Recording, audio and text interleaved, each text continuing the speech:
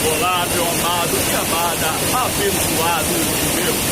Percorrendo uma terra, depois de conhecer o caminho do ouro, hoje nós estamos aqui, no Rio do Ouro, local onde gravamos uma das primeiras mensagens da nossa última temporada, o véu da noiva. Não tornaríamos aqui se o local não fosse indiscutivelmente agradável.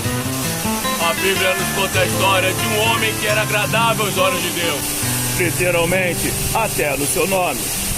Ele se chamava Naamã, nome esse que significa agradável. O texto bíblico descobre pelo menos 5 qualidades de Naamã, mas havia um porém.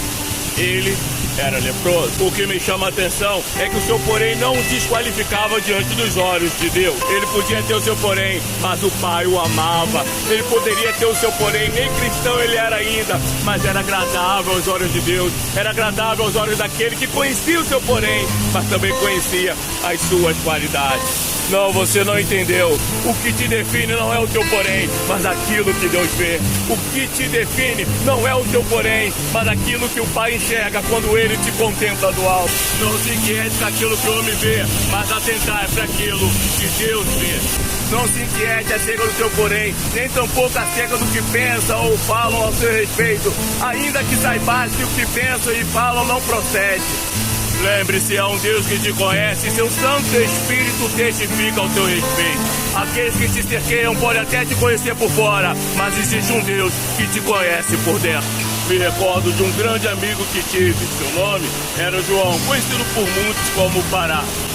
Como seu pastor, quantas vezes o ouvi em orações dizer: Pai, me ajuda, porque eu erro até mesmo quando eu quero acertar. Um homem de inúmeras qualidades, conhecedor da palavra, que tinha um coração que não cabia dentro dele, porém, que vivia um conflito interno, que revelava, que desnudava, que expunha a sua sinceridade diante de Deus, o seu temor diante da palavra e o desejo irremediável de se apresentar sempre diante de Deus como uma oferta agradável. Não diferente dele, nem poderia muitos homens e mulheres de Deus na Bíblia, que tinham suas muitas qualidades, o próprio Deus testificar acerca dele, mas também eles tinham o seu porém. Eu poderia falar do patriarca Abraão, que desfila na galeria dos heróis da fé. O próprio Deus testifica acerca dele diante do rei Abimeleque, dizendo que ele era profeta, conhecido como pai da fé.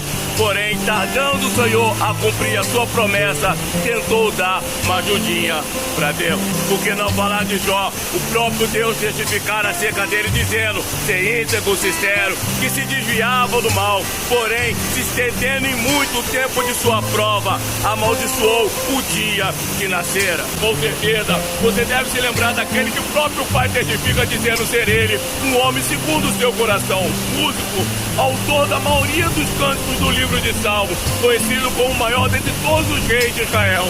Porém, caíra em adultério com a mulher de um dos seus valentes. Poderia ainda discorrer acerca daquele que operou sinais diante de Faraó. O próprio Deus, por intermédio dele, abriu o mar vermelho, fazendo seu povo passar em seco. Além de testificar acerca dele diante de Miriam e de Arão, dizendo: com vocês eu falo por profecia, mas com ele eu falo face a face. Conhecido como homem manso, porém não entrou em Canaã, porque em um dado momento, afligido pela multidão, ele deu lugar à ira. Não que irar-se seja pecado, mas não devemos assim proceder, movidos pela ira. Na verdade, só houve um homem na história da humanidade que o próprio Deus testificara acerca dele, que em meio às suas muitas qualidades não foi visto nele nenhum porém. O que Deus falara ao seu respeito foi: tu és o meu filho amado, em quem eu sinto prazer. E o seu nome era Jesus de Nazaré. E foi ele que deu início a um novo tempo, que inaugurou a dispensação da graça. Todos nós temos o nosso porém, assim como Naamã, Deus conhecia o seu porém, mas a graça era maior. Não, você não entendeu. Não importa o tamanho do teu porém, a graça é maior. Não importa qual seja o teu porém, a graça é maior. ainda que teu porém seja um pecado, através de Jesus de Nazaré, aonde abundou o pecado, superabundou a graça de Deus. O seu olhar transcende o nosso porém, e ele consegue enxergar valor em nós.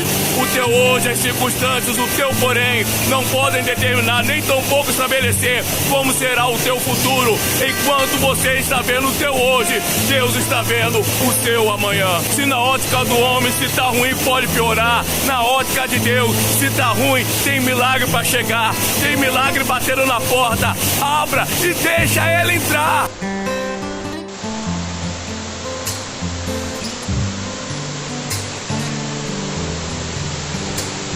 Pense nisso, uma ótima semana e fica na paz.